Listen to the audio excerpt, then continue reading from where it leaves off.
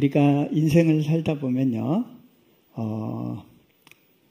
내가 원하는 것과는 다른 것을 주신다고 느껴지는 시간들을 지납니다. 그리고 내가 간절히 원하고 구하는 무언가에 대해서 막연하게 계속 기다리게 하시는 하나님을 만납니다. 그렇죠?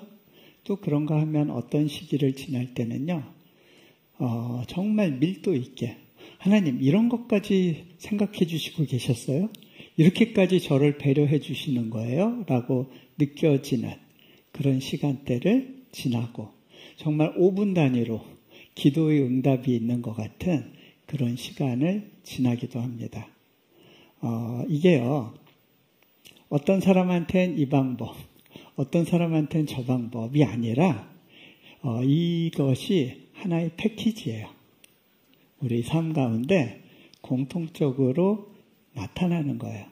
그래서 여러분이 하나님을 기다리는 시간에 있을 때 누군가가 막 기도 응답 받았다고 좋아하면서 간증할 때 그것 때문에 힘들어할 필요가 없어요. 예, 다 패키지이기 때문에 그래요. 자, 그런데요, 시간이 지나서 보면 그때그때의 하나님의 인도하심이 결국 하나님의 최선이었구나라는 것을 고백하게 되는 그런 시간을 또 지나가게 되죠. 오늘 아브라함이 삶 가운데 만났고 고백하게 되는 하나님은요, 자기의 주장과 고집과 방식이 죽어져야만 만나는 하나님의 모습이에요. 네. 아브라함의 삶 가운데 하나님께서 다양한 방식으로 하나님이 어떤 분이신지를 보여주십니다. 그런데 오늘 이 장면은 참 특별합니다. 하나님이 2절에 말씀하시죠. 내 아들, 내 사랑하는 독자 이삭을 데리고 모리아 땅으로 가서 내가 내게 일러준 한 산, 거기서 그를 번제로 드려라. 하나님께서요, 말씀하세요. 내 아들, 내 사랑하는 독자 이삭. 하나님께서 아브라함이 독자인 이삭을 너무너무 사랑한다는 것을 알고 계셨어요. 그랬기 때문에 이 명령을 하시는 거예요. 자, 아브라함이 생각이 복잡했겠죠? 너무 당혹스러웠을 겁니다. 그런데 저는 아브라함이 이미 이 시험에 맞닥뜨려져서 이것을 핸들할 수 있는 능력을 갖게 됐구나라는 걸 보게 됩니다. 왜냐하면요, 아브라함이 아침에 일찍이 일어나 나귀의 안장을 채우고, 자, 아브라함이 생각이 복잡했을 겁니다. 아니, 그렇게 오랜 동안 기다리게 하신 하나님께서 마침내 독자 이삭을 주셨는데 이제 와서 데려가신다는 건 무슨 의미일까?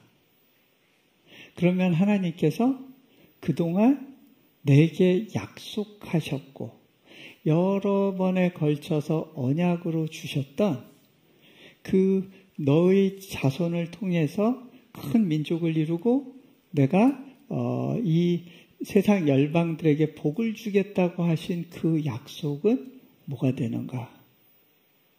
복잡했을 거예요. 그런데 아브라함은 일단 아침에 일찍 일어나서 길을 떠납니다. 길을 떠나면서 생각하는 거예요. 이게 가능했던 이유는요, 그동안 아브라함이 경험했던 신실하신 하나님, 약속을 지키시는 하나님, 무언가를 말씀하실 때 대책을 준비하시는 하나님을 경험했던 겁니다. 그동안의 하나님과 아브라함의 관계는요, 하나님께서 일방적으로 그를 부르셔서 약속하시고 축복해 주시는 삶의 연속이었어요. 그런데 딱 하나 요구하셨죠. 믿어라. 믿음 가운데 거해라. 그거 하나 요구하셨어요.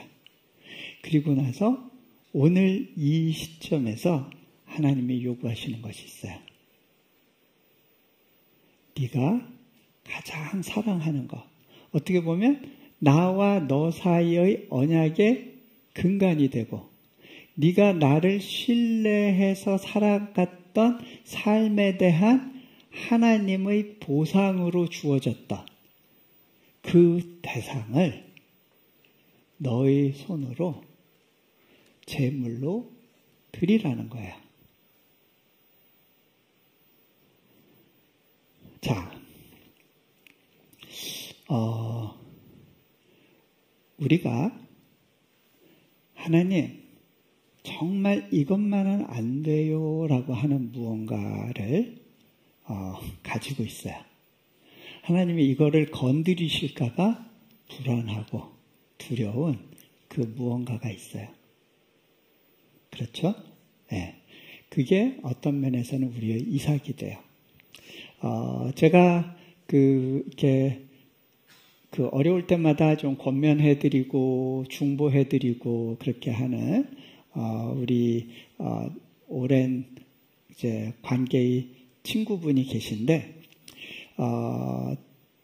그분이 한 번은 그런 이야기를 한 적이 있어요.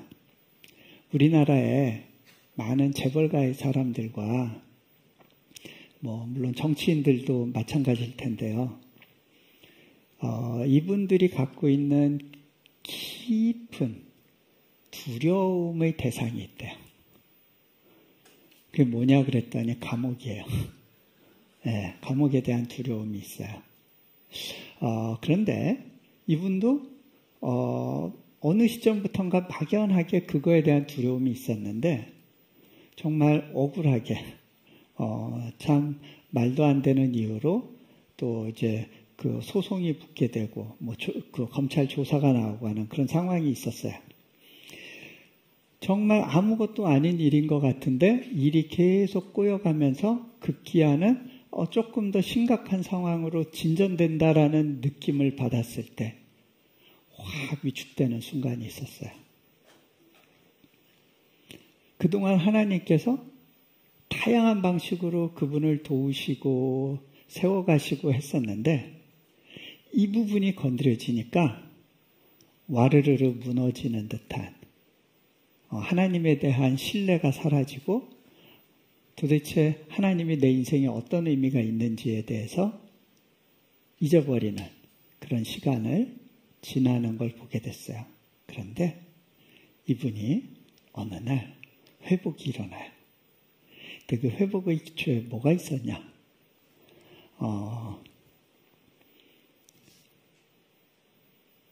감옥? 거기 가게 되면 뭐가 어때? 감옥이 두려움의 대상이 아니라는 것을 마음 가운데 인식하고 가라면 갈 수도 있지. 그것이 하나님이 나를 경영해 가시는 방식 중에 하나라면 그것도 받아들일 수 있지라는 생각을 하면서 그때부터 더 이상 내가 두려워하던 것이 두려움의 대상이 아니라는 생각을 함과 동시에 자유함이, 세상이 줄 수 없는 평안이 자신의 내면에 차고 들어오는 것을 경험한 거예요. 근데 이분이 그렇게 하게 된 계기 중에 하나가 원유경 목사님도 출연하셨던데 롬파리팔이라고 그 영상을 보던 중에 거기에 이제 천정은 자매라는 분이 있어요. 예, 저와 함께 부활 영화 제작할 때 영상 촬영했던 자매인데 그 자매의 간증 가운데 죽음에 대한 두려움에 대해서 죽어지는 삶, 그 암의 통증과 고통에 대해서 죽어지는 삶, 그것이 나를 어떻게 할 수 없다라고 하는, 그리고 죽는 것에 대해서 이 모든 것이 하나님의 타이밍 가운데 맡겨드리기로 결정할 때 찾아오는 그 자유와 평안에 대한 이야기를 듣고, 그래, 죽음조차도 두려움의 대상이 아니라면 감옥이 두려움의 대상이 되어서는 안 된다는 그런 고백을 하게 되는 거예요. 이게 늘 쉬운 것만은 아니에요. 저도 사역하다 보면 당신 감옥 보낼 거야 하는 사람을 만나기도 합니다. 예, 그런가 하면 죽음의 고비들을 넘어가는 순간들이 있어요.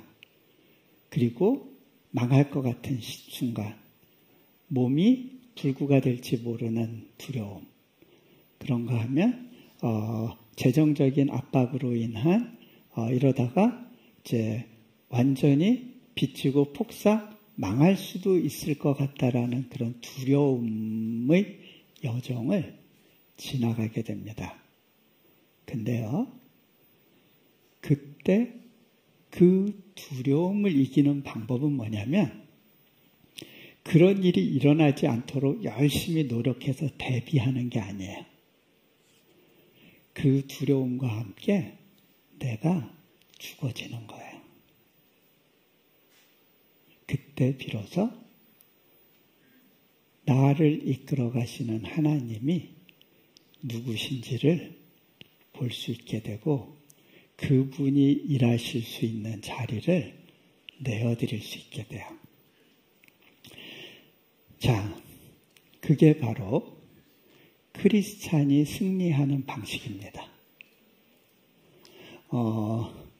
무언가를 이루고 쟁취하는 것이 아니라 그 이전에 우리의 마음에 평안과 기쁨이 있어서 그 평안과 기쁨이 나를 이끌어가는 것을 경험하면서 사는 삶.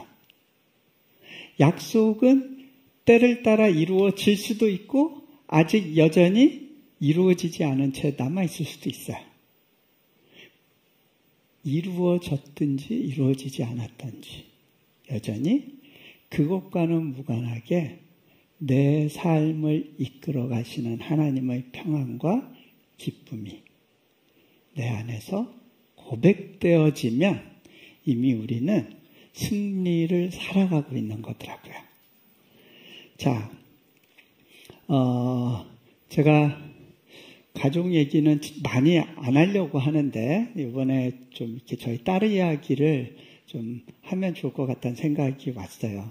그래서 제가 어제 딸한테 이야기해서 동의를 구하고 그리고 오늘 자리에 섰는데 왜 그 이야기가 좋겠다 싶냐면 제가 선교지에서 경험하는 얘기를 하면 막 여러분들은 이거 뭐 별들의 전쟁 같고 뭐 이제 내 레벨의 이야기하고는 너무 멀어라고 느낄 것 같아서 조금 더 여러분과 가까운 나이에 있는 한 아이의 삶 가운데 이삭을 바친다는 게 어떤 의미인지를 좀 설명드리면 좋을 것 같아서 이 이야기를 좀 나누려고 합니다. 저희 딸아이는 이제 선교지에서 굉장히 열심히 나름대로는 학교 생활 가운데 하나님을 섬긴다는 마음으로 살았어요. 왜 그러냐면 이제 저희가 처음 대학교 시작할 때 6명 학생들 데리고 시작할 때 그 중에 2명이 저희 첫째와 둘째였어요. 좋은 자카르타에 있는 한 인터내셔널 스쿨에서 장학금을 줘서 거기 보내고 있었는데 얘들을 다 빼서 6명이서 우리 집에서 이제 뭐 엄마 아빠와 친구 엄마 아빠들이 이제 학교를 시작한다 그러니까 아이들이 얼마나 당혹스럽고 충격을 받았겠어요. 예. 그런데 아빠를 인도하시는 하나님을 믿고 순종하자. 그리고 학교에 다니면서 그 학교가 점점 커가는 걸 봤어요. 지금은 한 100여 명이 넘는 아이들이 있고 정말 공부할 기회가 없었던 아이들한테 특별한 기회를 주는 그런 학교로 성장하고 있고, 한중일 자녀들이 다 와서 공부하고 또 하나님을 또 특별하게 만나고 경험하는 아이들이 계속 생겨나는 그런 이제 학교로 자라가는데, 그 과정에서 이제 아무래도 아빠가 세운 학교니까 아이가 좀 그 학교를 자기가 학생으로서 다녔다기보다는 그 학교를 애기같이 어떻게 이 학교가 남들한테 그 좀 이렇게 안 좋게 보이지 않으면서 우리 안에 뭔가 이렇게 그 해피한 인바이러먼트를 만들어낼까, 이거를 그렇게 고민하면서 살았던 것 같아요. 여름 겨울로 또 그 여러 지역으로 가서 미션 트립도 하고 잘 지냈어요. 그런데 아이가 어느 시점부터는 내가 그 인도네시아의 많은 아이들한테 본이 되기 위해서 좀 미국으로 공부하러 가야겠다라는 생각을 했어요.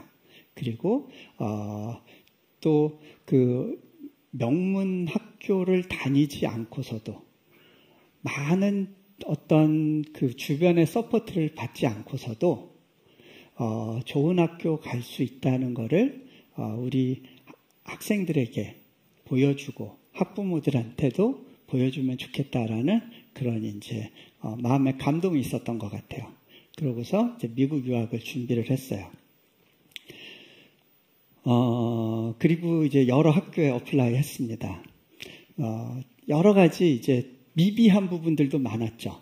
그런데 기도하면서 준비할 수 있는 걸 잘 준비해서 어플라이를 했는데, 자기 나름에는 그래도 좀 알려진 학교를 가는 게 여러 가지로 그 우리 학생들이나 학교를 위해서 좋겠다는 생각을 했던 것 같아요. 그런 학교 쫙 어플라이를 했는데, 그 중에 몇몇 학교들은 가고 싶지는 않지만 좀 안전장치로 가면 좋겠다라고 한 몇몇 학교들이 있었어요.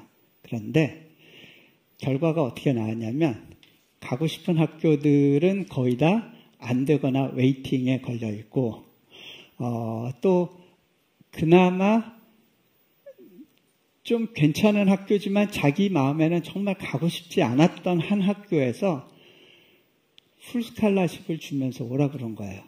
그 학교가 이제 스미스 칼리지라는 학교인데 미국 동부에 있는 여대예요. 근데 얘는 너무 작은 공간에서만 생활하고 그래서 좀 사람도 많은 대도시를 가고 싶고, 또 여대보다는 좀 남자들이 많은 학교를 가고 싶고, 그런 기대감이 있었어요. 그리고 좀 이렇게 그동안은 하나님, 제가 시골에서 좀 그 개발되지 않은 지역에서 고군분투했는데 이제 많은 사람들하고 어울려서 지낼 수 있는 그런 공간을 주세요 하고 나름대로 기도했는데, 딱 보니까 스미스 칼리지, 거기다 여기는 여권 운동을 하던 인사들이 많이 배출된 굉장히 리버럴한 학교니까 자기 성향하고도 안 맞는 것 같고, 이제 한숨을 쉬면서 힘든 시간을 보냈어요. 하나님, 나는 그래도 하나님을 위해서 최선을 하려고 하고 또 그렇게 하나님이 밀어주시기를 기대했는데, 왜 내가 이렇게 가기 싫다고 생각했던 이 학교에만 나를, 그것도 장학금을 줘서 붙여주셨냐고, 이제 그게 이제 원망이 됐던 거예요. 저는 기도하면서 이게 하나님이 주신 굉장히 좋은 선택지다라는 생각은 있었는데, 그때는 아이한테 차마 그 얘기를 할 수가 없었어요. 근데 어느 날 아이가 그냥 막 이제 짜증이 만빵 나 있을 때 아내가 아이한테 물었어요. 너의 인생의 주인이 누구라고 생각하니? 그럴 때 아이가 내뱉은 말이 왜 하나님이 내 인생의 주인이 돼야 돼요? 내 인생 내가 하고 싶은 대로 해야지.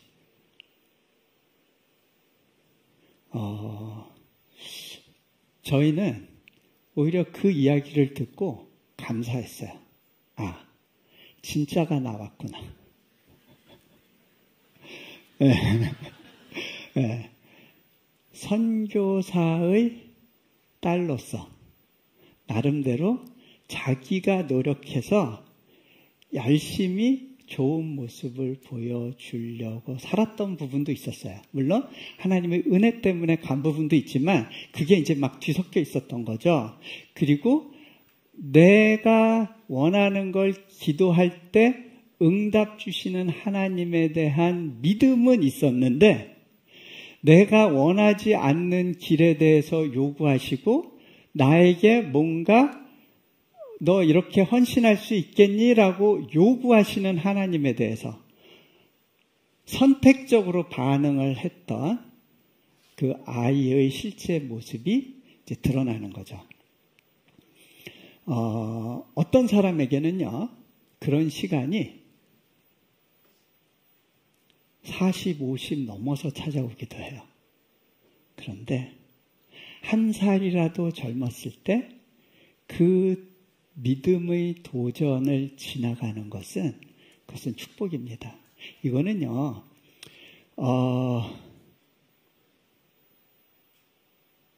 아브라함뿐만이 아니라 성경에 나오는 모든 위대한 인물들이 하나님께 영광 돌리기 위해서 온전히 쓰임받기 직전에 반드시 패키지로 지나가야 했던 질문이에요. 저희 딸아이가 이제 그렇게 내뱉을 때 이제 우리는 이제 하나님께서 이 아이를 다루시겠구나. 그 부분이 감사하다고 생각했어요.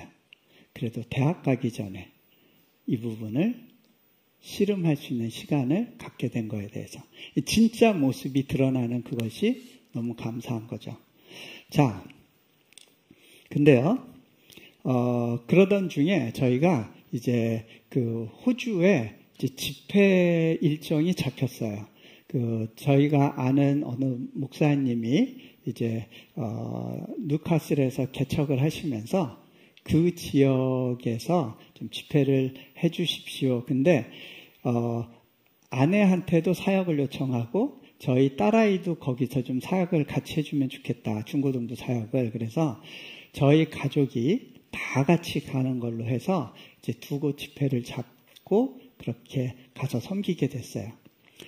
저희가 이제 좀 비행기 표를 싼 걸로 간다고 이제 싱가포르를 경유해서 가게 되는데 싱가포르에서 경유할 때 비행기가 많이 딜레이 돼서 기다리는 시간 동안에 물을 사러 이제 가게 된 곳이 WH 스미스라는 가게였어요.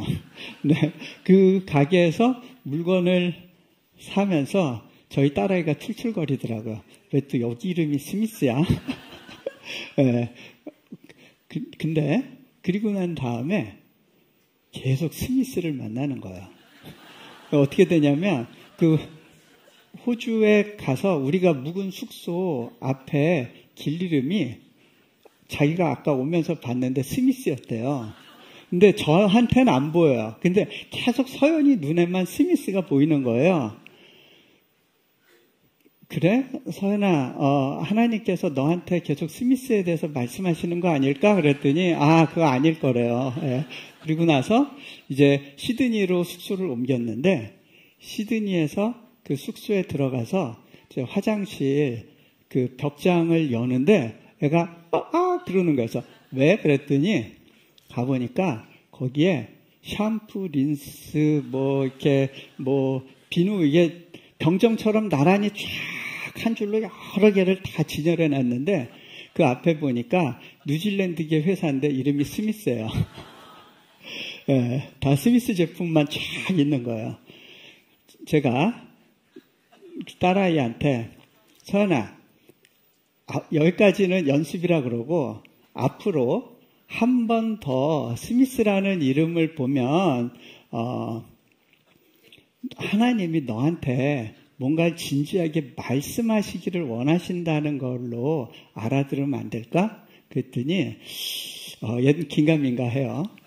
그리고 나서 이제 차 타고 밖으로 나가서 길을 다니는 중에 보니까 골드스미스 스트릿이 있어서 선아, 저기도 스미스가 들어가는데? 그랬더니 저거는 그냥 스미스가 아니라 골드스미스이기 때문에 이거는 무효래요. 그래?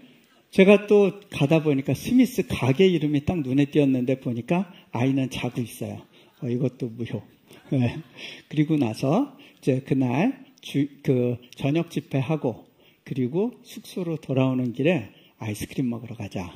그러면서 그 숙소 바로 옆에 있는 편의점에 들어갔어요. 근데 저희 딸아이가 아빠 쿡쿡 쳐요. 그래서 왜? 그랬더니 저쪽 한쪽 벽면에 칩스들이 쫙 있는데 그 중에 3분의 2가 스미스 칩스예요. 네. 그게 스미스 하면서 저희 딸아이한테 이제 얘기를 걸고 있는 거죠. 제가 야, 너 이제는 항복해야겠다. 하나님이 너하고 좀 진지하게 얘기하고 싶으신가 보다. 저희 딸아이가 이제 대학교 이제 웨이팅 걸린 학교들한테 이제 좀 더 추가 이제 증빙 자료를 넣는 마감일이기도 했어요. 딸아이가 그날 그 숙소 거실에서 밤새 이제 씨름을 했었던 것 같아요. 아침에 일어나서 보니까 그 탁자에 휴지가 이만큼 쌓여 있었어요. 예. 울면서 하나님과 씨름을 한 거죠. 그리고 나서 하나님이 아무래도 나를 스미스로 보내시려고 결정하신 것 같은데 그거에 순종하겠다고 그렇게 이야기를 하더라고요. 그런데 놀라운 사실은 그렇게 결정하고 나니까 왜 자기한테 그 학교가 최적의 조건인지가 보이기 시작하는 거예요. 여러분, 하나님께서 순종하라 하실 때 모든 조건을 나열하시면서 우리에게 설득하시지 않으세요. 그런데요, 순종하고 나면 이래서 이렇게 요구하신 거구나가 이해되기 시작해요. 자,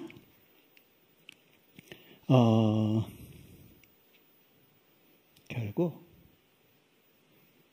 누가 내 삶의 주인인가의 문제예요. 그리고 그것은 한 살이라도 어렸을 때 대면하는 것이 여러분의 인생을 두고 유익해요. 그때 그 질문을 회피하고 돌면 10년, 20년 인생의 시계바늘이 뒤로 가는 거죠. 자, 오늘 그 본문에 보면요. 7절에 이삭이 묻습니다. 아버지, 불과 나무는 있지만 번제할 어린 양은 어디 있습니까? 이상했던 거예요. 아버지가 아무 말도 없이 자기를 끌고 가는데 제사 지내겠다고는 하는데 뭔가가 이상해. 물어봤어요. 그때 아브라함이 이야기합니다. 내 아들아, 번제할 어린 양은 하나님이 자기를 위하여 친히 준비하시리라. 아브라함이 하나님에 대한 믿음을 표현하는 거예요. 하나님, 난 모르겠어요. 이게 지금 어떤 상황인지. 하나님, 내게 자손을 주시고 그 자손을 통해서 정말 열방을 이룬다고 약속해 주셨잖아요. 그리고 하나님은 그 약속을 지금까지 신실하게 이루어 주셨잖아요. 그런데 그 약속을 이루어 가시는 주님의 신실하심의 징표, 그리고 나의 믿음에 대한 반응에 대한 약속, 그 대상인 이삭을 잡아 죽이라는 것이 무슨 이유인지 모르겠어요. 그런데 한번 끝까지 가볼게요. 내가 거기서 하나님이 예비하신 무언가를 만날 거예요. 어떻게 보면 저희 인생에서도 이런 순간들이 참 많았어요. 정말 자유낙하한다는 느낌으로 그냥 하나님께 모든 걸 맡기고 이렇게 떨어지는 그런 순간들이 있었어요. 잡으시면 잡으시는 거고 안 잡으시면 계속 떨어지는 거예요. 그 내가 보이는 길의 마지막까지 가보는 거예요. 거기에 하나님이 예비하신 새로운 길을 만나요. 여호와께서 친히 준비하시리라. 그 이야기는 뭐냐면 하나님에게 대책이 있으실 거야.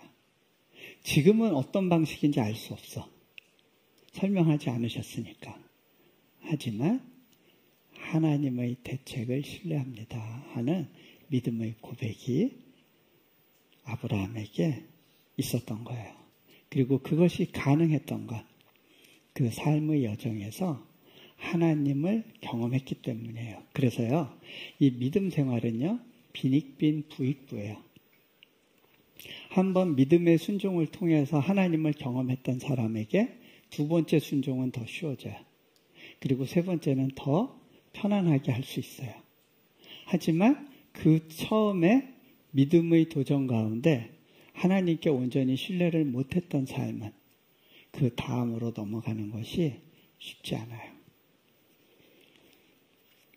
그래서 하나님의 예비하심을 만나기 위해서는요, 우리가 칼을 드는 순간까지 믿음으로 가봐야 되는 거예요. 저는 그걸 경험했기 때문에 이야기할 수 있어요. 그때 하나님께서 우리에게 말씀하십니다. 뭐라고 말씀하시죠? 그때 여호와의 사자가 이야기하죠. 그에게 아무 일도 하지 말라. 내가 내 아들 내 독자까지도 내게 아끼지 아니하였으니 내가 이제야 내가 하나님을 경외하는 줄을 알노라. 이게 다 무엇에 대한 이야기냐면요, 하나님을 경외함에 대한 거야. Respecting God, 또는 성경에서 fearing God으로 표현되어 있죠. 여러분, 하나님과 우리의 관계의 두 개의 수레바퀴가 있어요. 한 축은 하나님을 경외함이에요. 또 하나는 하나님을 사랑하는 것, 하나님을 향한 친밀감이에요. 이 경외함과 친밀감이 두 개의 바퀴가 돼서 우리를 하나님과의 관계 속으로 이끌어가요. 하나님이 이 땅에서 친구가 필요하셨어요. 아브라함에게 말씀하세요. 내가 하려는 일을 아브라함에게 숨기겠느냐. 하나님이 마음을 나눌 친구를 원하셨어요. 그 대상을 사람으로 택하신 거예요. 그리고 그 관계를 세워가실 때 하나님이 경외함이라고 하는 한 축을 요구하세요. 하나님이 사람에게도 그 속성을 넣어주셨어요. 우리가 관계를 맺을 때 굉장히 중요한 요소가 리스펙트예요. 특히 여성과 남성 중에 여성이 더 원하는 건 친밀감이에요. 근데 남성들이 원하는 건요, 경외함이에요. 리스펙트예요. 왜 아버지들이 뼈 빠지게 그렇게 일하고 죽을 둥살둥 하시는지 아세요? 내가 가정에서 중요한 사람, 그리고 가정의 그 가장 중요한 기초를 책임져 주는 사람이라고 인정받고 싶었던 거예요. 자, respect. 네가 이제야 나를 경외하는 줄 아노라. 왜 이거를 요구하셨을까요? 아브라함과 더 깊은 관계로 들어가기를 갈망하셨어요. 자, 우리 학교에 보면요, 참 어려운 환경에서 공부할 수 있는 소망이 없던 아이들 중에 공부할 수 있는 기회를 얻은 아이들이 많아요. 또 그 중에 또 아프간의 난민 아이들이 들어오기도 해요. 그런데 저는 이 난민 아이들을 보면서 정말 하나님을 믿는다는 건 너무 귀한 축복이구나라는 걸 확인하게 돼요. 한 아이를 보면 제가 그런 생각이 들었어요. 쟤는 어떻게 저렇게 귀티가 흐르지? 사람이 되게 고아해 보인다는 표현에 적합한 그런 아이예요. 걔가 살아온 삶을 알아요. 1년 반을 가족과 함께 길거리에서 살았어요. 그런데 이 아이에게 자존감이 있어요. 그리고 하나님이 그 아이에게 주신 당당함이 있어요. 하나님을 믿는다는 것만으로도 자신을 바라보는 시선이 바뀌는구나. 그것을 깨닫게 돼요. 그런 아이들 중에 한 남학생이 있었는데요. 이 아이는 처음에 들어올 때 눈이 이렇게 올라가 있었어요. 굉장히 샤프해 보이는 아이인데 팔뚝에 한자로 불공평 이렇게 아예 문신을 새기고 있는 아이였어요. 걔의 인생 스토리를 들어보면 얘가 왜 그렇게 자기 인생을 표현하는지를 알 수 있었어요. 아프간에서 유복한 가정의 아이로 자라고 있었죠.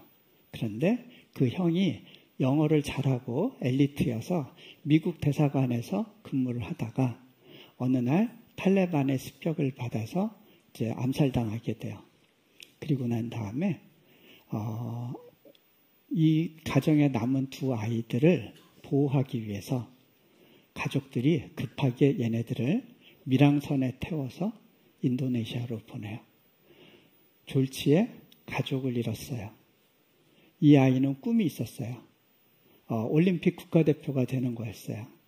열심히 운동하면서 지나고 있었는데 어느 날 인생의 모든 목표가 사라졌어요.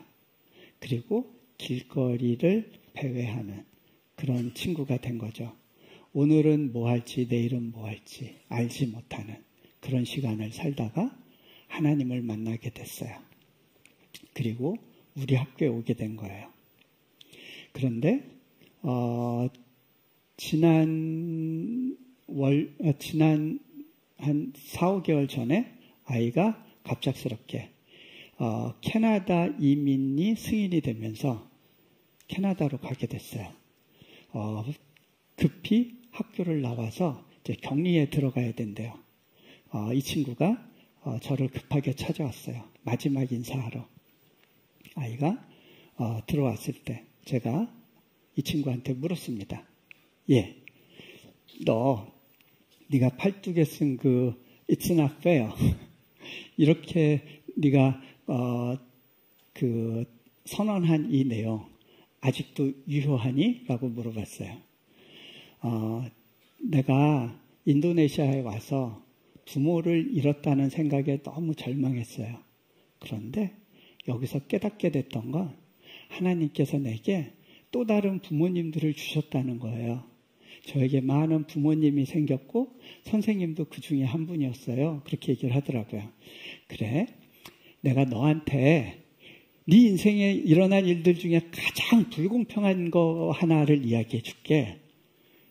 그게 뭐냐면 너라고 하는 하찮은 인생 때문에 예수님이 자신의 인생을 대신 죽음으로 죄값을 치러주셨다는 거야. 그분은 죽을 필요가 없는 분이었고 죄는 네가 지었는데 죽으신 분은 그분이었어. 인생에 이것처럼 불공평한 일이 있을까?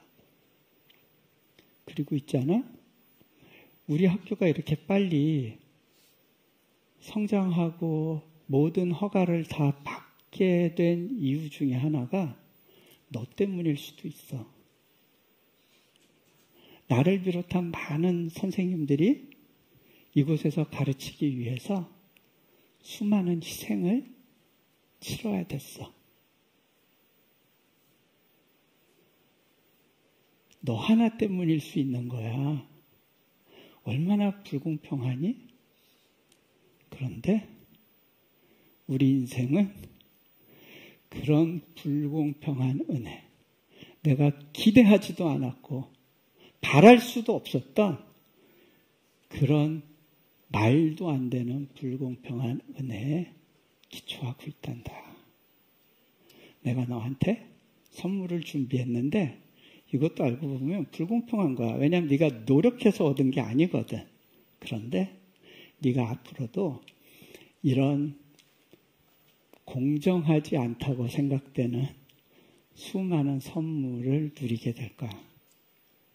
그게 하나님의 방식이란다. 제가 얘기해 줄 수 있었어요.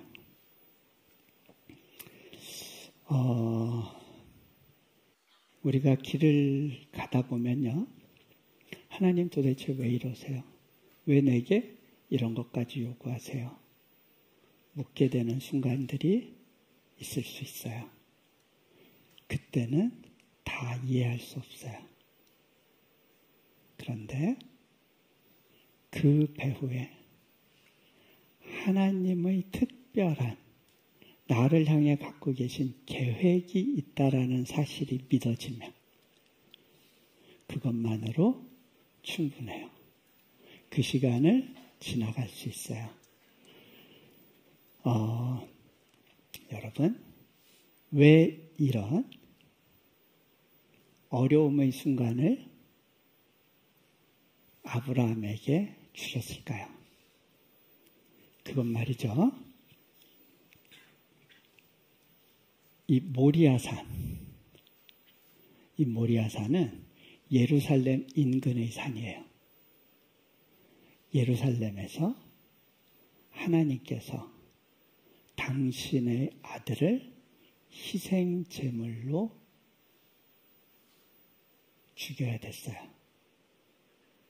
모리아산에서의 아브라함의 칼든 손은 바로 그것의 예표가 되는 하나님의 요청이었어요. 예루살렘에서 하나님께서 그 아브라함의 시 가운데 당신의 아들을 보내서 그 아들을 통해서 인류를 구원하려고 하는 계획을 갖고 계셨어요. 아브라함과 아브라함의 아들 이삭은 그 하나님의 구속함이라고 하는 그 큰 주제의 한 일부분의 마킹 포인트로서 그 순종을 하나님이 받으시길 원하셨던 거예요. 예, 내가 인류를 위해서 감당할 한 희생이 있는데 네가 그 희생의 예표로서의 믿음의 표현을 해줄 수 있겠니? 하나님께서 요청하세요. 여러분, 왜 나한테 이런 일이 있죠? 왜 나한테만 이런 어려운 숙제를 주시죠? 묻는 시간이 있을지 모르겠어요. 그런데요, 우리의 이 순종의 시험은요, 하나님의 특별한 축복의 문을 여는 시작점이 됩니다.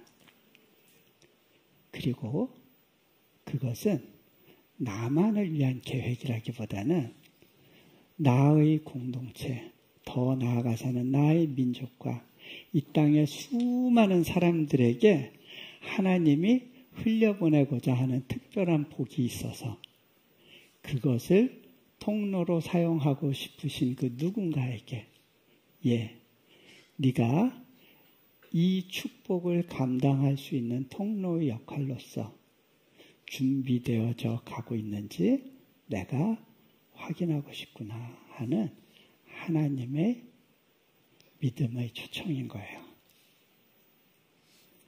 자, 이제 말씀을 맺겠습니다.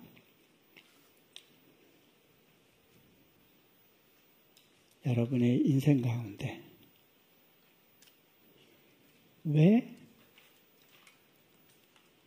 내 인생의 주인이 내가 되면 안 돼요? 왜 내 마음대로 하면 안 돼요? 여러분 안에 그 질문이 있을 거예요. 이것만은 건드리지 말아주세요. 다른 건 내가 다 순종하고 내가 하나님이 하라시는 대로 웬만한 건 맞춰드릴게요. 그런데 제발 이것만큼은 좀 건드리지 말아주세요. 불편해요. 도와주시지 않아도 돼요. 방해만 좀 하지 말아주세요. 내 계획대로 하게 내버려둬 주세요. 라고 하는 어떤 영역들이 있지 않나요? 하나님께서 오늘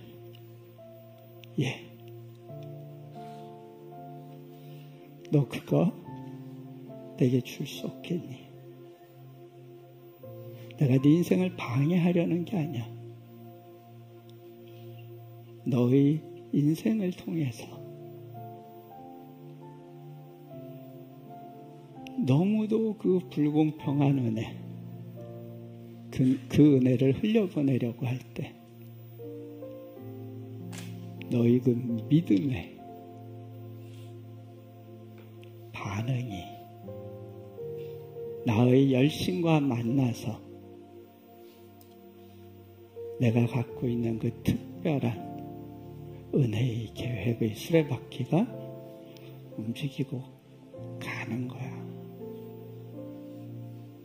주님이 말씀하십니다. 시간 다 눈을 감으시고요.